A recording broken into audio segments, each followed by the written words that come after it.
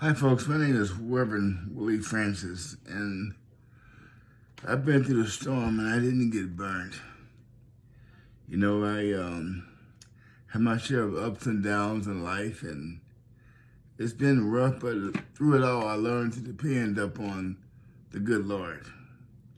I may sound like I'm talking a little strange, a little funny, but because in 2018, I had a heart attack and died for 20 minutes on the table. And God brought me back. But while I was out, God showed me what He wanted me to do. I saw the right hand of God. He pushed me back. I was about to go through this big room of light, and God took His hand and pushed me back and said, "Not now." And I was looking through the door. I saw a glimpse of heaven, but He showed me what I was going to get. He showed me what I was going to miss. What I mean by that, I was saving everybody's soul but my own, because I was trying to do it my way. And when God realized what I was doing, He put me on my back. I was more concerned about making money, not loving my family, but having them there. I put a job before I put them. And when God said enough is enough, He allowed me to have a heart attack. You notice I use the word allow, because I saw the signs there, but I refused to give up to those signs. I'm like, Lord, this can't be happening to me. I go to church, I pray, I preach, I teach. So why is this happening to me? But what I was doing, I was playing church. Even though I was preaching and teaching, I wasn't doing what God wanted me to do. And I'm making these podcast videos because it's time for people to know you can't play with God. And I'm not saying I was playing with Him, but I wasn't 100% with God. And God knows every thought that comes on your head and on your mind before it gets there. You may fool man some of the time, but you can't fool God none of the time. And as I was preaching and teaching and marrying folks and baptizing, I was saving more souls, but I was losing this one. I got married in 2018 to a very beautiful lady. But in the midst of that, I even had a chance to, several chances, I was unfaithful to her. And I was keeping it a secret for a long time. Not one, but two encounters. I had a heart attack, fell on my back in June of 2018. And I had her charge my phone, and she saw all these revealing texts, all the things. I had to come clean. And she made a pact with God. She said, God, if you save him, I'll follow him anywhere. So God did exact the same thing. He saved me. But then when I came to, she said, baby, I want a divorce. I said, okay, because I knew what she found out. But what she didn't realize, she made a deal with God. But then she said, well, I didn't know the full picture before I made that deal. Well, God don't give you the full aspect of it. When you make a deal with God, He give you what you ask for. So she went back on her promise with God that she would follow me anywhere, and she wanted a divorce. That night, I had a massive heart attack in the hospital while I was still in there, recovering from one heart attack. They brought a crash course in, they brought everything in. And in doing so, I was about to die again. I felt life going out of my body.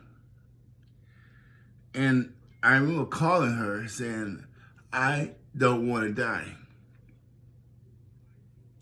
That very second, God gave her a split second to forgive me. Not a day to think about it, not hours, but a second. She said, I forgive you. You come home, we can work it out. And when she said that, life came back into my body. Glory be to God. When life came back into my body, I began to feel again. I began to live again. I felt a new rejuvenation. So the doctor came in from home, and he didn't see no blood running on side of me or nothing. He said, why y'all call me in? He said the x-ray revealed that he had blood running in his body, and he was about to go out. They had the crash cart, everything in. He said, this man not having a heart attack. I don't know what the x-ray showed, but this man is healed. There's nothing wrong with him. Blood pressure normal, heart rate normal, everything, all vital signs are normal. What I'm trying to say to you, sometimes God's trying to lead you in one direction, and you end up going another direction. When you make a deal with God, you got to keep it. She made a deal with God to save me. He did exactly that. And when God saved me, he revealed to her what I was doing in my off time. And by God doing that, saving me and revitalizing me and bringing me back safe home, and that was all good. In 2023, March the 7th, I had a stroke. I wasn't cheating, I wasn't being unfaithful, none of that stuff, but God was trying to take me from another job to the ministry, which I was putting the ministry on the back burner because I feel that money was still more important than what that God wanted me to do. Preachers don't make much money. But God was trying to tell me to trust the plan. Trust the plan. And that's what I need to get across tonight. You have to trust the plan. When God has a plan for you, you got to trust it. You can't not trust the plan. You see, when I had my stroke, I was in the room sleep. My wife walked in the room and said, baby, what's wrong with you? You sound like a drunk man. And folks, I don't drink. With my heart condition, I can't drink nothing. But she recognized that I was having a stroke. She got me to the medical center just in time. They gave me a shot and stopped the stroke. Although it still partially paralyzed my arm, my leg, which, as you can see, my right arm's working fine. Everything's it's okay because God gave her discernment to come in and check on me. And I say to say this, when God wants you to do something, you're going to do it his way or no way. That's it. You're not going to have any in-between. You're going to do it God's way or you're going to do it at all. But in the midst of my stroke, while I was in rehab, God had me testifying to people. And I'm not going to say, I don't know how I got this strength. They call me Superman because I recovered from a stroke so quick. I started moving my arm, as you can see. Move my arm, move my leg, walking. He said I wouldn't talk again. I wouldn't walk again. And I'm doing all of that. So God used me even in that midst of that storm. I was able to testify not only to the patient, to the nurses, to the doctors, because God saw something in me more than I saw in myself. And as I sit here and I look at what's going on, and as I read Proverbs 6, verse 20, my son, keep thy father's commandments, and forsake not the law of thy mother. Bind them continually upon thy heart, and tie them about thy neck. When thou goest, it shall lead thee. When thou sleepest, it shall keep thee. When thou awakest, it shall talk to thee. For the commandment is a lamp, and the law is a light. And reproof of instructions are in the way of life, to keep thee from the evil woman, from flirting of the tongue of a strong woman. Lust is not after her beauty in thy heart, neither let her take thee with her eyelids. I read Proverbs, verse 6, verse 20 through 26. And I read that because Proverbs is a healing chapter. It tells you what you should and should not do. I'm here today to say I'm a miracle. If it was not for the Lord, what should I do? And I name this Real Men Talk because as men, especially black men, we go through so much. We have to worry about the law, the job. We have to worry about being to feed our family. And if we don't have the right woman on our side, we can't make it. But you got to have God most importantly. You have the job making all the money in the world, the beautiful house and everything else. If there's no God, there's no peace. This is my second marriage. My first marriage ended in divorce because even though I was going to church, I was preaching, I was praying, I was doing everything I was supposed to do. There was no God in my house. And without God, our house will fall. I don't care what your education status is, how much you make, how much you eat, how much you sleep. You gotta have God in your life. And I'm here to tell you tonight that God is real. God is so real. God is understanding. God is hope. God is love. God is patient. God is peace. You need those things to make it. And if you keep your family out of your business, you'll make them further. Because my wife and I went through so much. We went through ups, went through downs, went sideways, back. We lost and we gained. We lost houses. We lost cars. But in the midst of that storm, God still had us. He kept us. He walked with us. He talked with us. He slept with us. There's some days we know we're going to lay our head. But God took care of us. Yes, we could have said, Lord, I want to go back to what I know. See, if you say the course, the fear of the unknown, let me tell you, it's scary. I'm not going to tell you it's easy. It's easy to go back to places you know, people you know, things you know. But God say old things to put away, new things I have for you. We stayed the course. Some nights I slept in my car. Thank you. But I always made sure my wife and my daughter had a roof over their head. We wasn't married at the time. I was in the middle of a divorce, going through a divorce. It was about over. It was done. I'm sure it was. But I was so confused. I was living in darkness because I was trying to rely on me and not God. And all the time God was telling me, trust me. Trust me. I got you. I got this. Trust me. But as a man, I wanted to just do it myself. God, I don't need you. I got this. But I needed God. I needed God to see me through. I needed God to take care of this woman who I told I would take care of. You see, you got all the education in the world, everything, but if you ain't got God, you got nothing.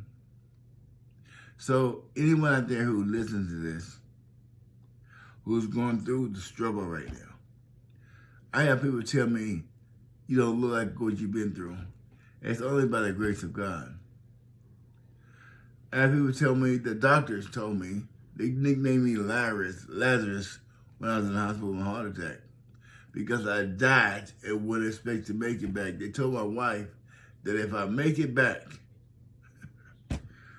glory be to God, if I make it back, I would have brain damage. I wouldn't walk right. I wouldn't talk right. I wouldn't be able to do nothing right. But God saw fit and made not only death behave, he took away all the naysayers. I done everything they said I wouldn't do. I'm walking, I ain't talking. Then I had a stroke. The same thing. Then this is really, show you how the devil never give up.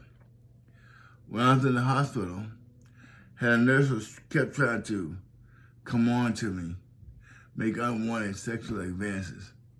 I had to go to the supervisor to tell her. It would have been very easy for me to go back to my old self and go behind my wife back, but I didn't. I chose to do the honorable and noble thing. I went to a supervisor, he took care of it. When I got to rehab, the same thing happened again.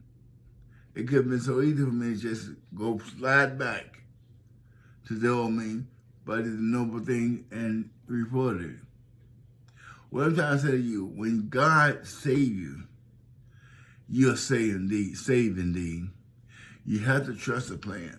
I'm not going to say it's going to be easy. I'm not going to say there's going to be no hills to climb and no mountain to go over. But let me tell you something. When you follow God's plan, you won't have nobody telling you that I help you when you're down. I give you money when you're broke. God will supply all of your needs. Not some, not many, but all of them. Because he said, I carry you when you can't carry yourself. I talk with you when you can't talk with yourself. I lead you when you're lost. I feed you when you're hungry. I lift you up when you're down. I comfort you when you have no comfort. I give you peace when there's no peace. I give you joy when you don't have no joy. I give you hope when you have nothing to hope for. I love you when you don't have love in your heart. I bring you joy when you have nothing to be joyful for. I make your image your footstool. I didn't know what that mean at first, but I do now. Now, enemies that your foot's making on your footstool mean I'll humble your enemies, and your enemies will sing praises unto you. Trust me, it's real. God is real. You looking at a miracle man. Man, I've done a lot of wrong things in my life I wish I could take back. One thing about God, he's the God of second chances, third chances. For us, he had to kill me to get my attention. Don't let that be your story. God is so good. He's full of hope. He's full of joy. He's the God of love. He's the God of the future. He's the God that will never let you down, never forsake you, will never fail you, will never leave you. You see, I'm getting happy here talking about this because only God could have saved me. I couldn't save myself. You know what else? I was my worst enemy because every time God told me to go left, I go right. When God said look up, I look down. He said look right, I look left because I was relying on me. I have my tickling ears, people in my ear, and I'm listening to them rather than listening to God. Yes, I read the Bible. Yes, I preach. Yes, I teach. But I was reading the Bible in vain because I wasn't practicing what I preach. It's so easy to read the Bible. It's so easy to get up and preach and teach. But if you're not living what you're preaching and teaching, you're living a lie. And that's what I was doing. For the first time in my life, I can truly say that God has sought me. He bought me. He saved me. I feel better now than I felt in my life. You know what? My brother says, I'm making less and I got more. When I'm making six figures, I couldn't keep a dime in the bank. I'm making less now and I got more in the bank. I'm making less now and I got more peace. I'm making less now, I got my cars paid for. All I got is a mortgage. That's what God will do when you trust him. It's not how much money you make, it's what you do with God's money when he gives it to you. You see, God would just give the desires of your heart, but he knows your heart. He wants you to worship him. He said, I should have no other God before me, for I am a jealous God. Remember that. You can put a wife, children, nobody in front of him. You got to trust the plan. Trust the plan. It's my word to you tonight. You gotta trust the plan. You gotta stay on course. You can't, like a ship in a storm, go left to right or front to back, up and down. You gotta trust the plan. You see, I trust the plan. Thank you, God, because God is that good. I just wanted to say, somebody who's struggling, it may look dark. It may not look like you're going to see a way through. I kept my wife and daughter in a hotel. I stayed in my car because I had to agree, make sure I get up on time to go to work. They never went without food, went without shelter, nothing. They always had the best. But I put myself on the back burner because I'm the one that caused us to fall, because I wasn't living right. Thank you, Holy Spirit. Thank you, God. I wasn't doing what I was supposed to do as a man, living two lives. What I mean by that, there was another woman. There wasn't none of that stuff. But I was trying to please man and God. And you only can please God. You can't please them both. They make you lukewarm.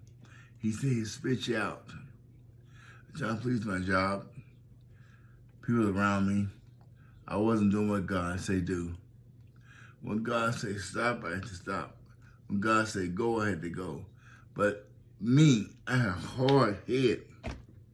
I said, God, I got a degree in criminology.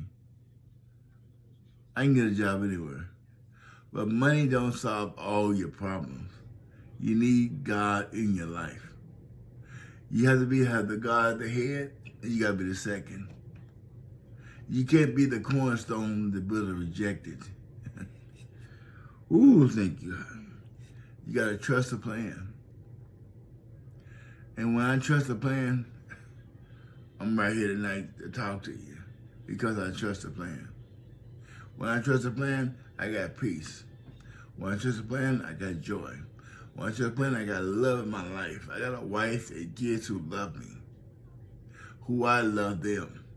When I trust the plan, I got a church I go to. When I trust the plan, I have hope. I have joy. I have peace in my life. When I trust the plan, I have no darkness behind my eyes. I have clean hands because I trust the plan. I have no secrets. I have nothing I can do that I can't talk about because I trust the plan. You see, God is able. You let him carry you sometimes. That's all you got to do is let God carry you sometimes. When God carry you, he'll carry you through your mess. He'll bring joy in your life. He'll bring hope in your life. You see, I never would have made it if it were not for God. Never would have made it. God is able to do anything but fail. I trust the plan, and you should too. Until next week, God bless you, and may God keep you.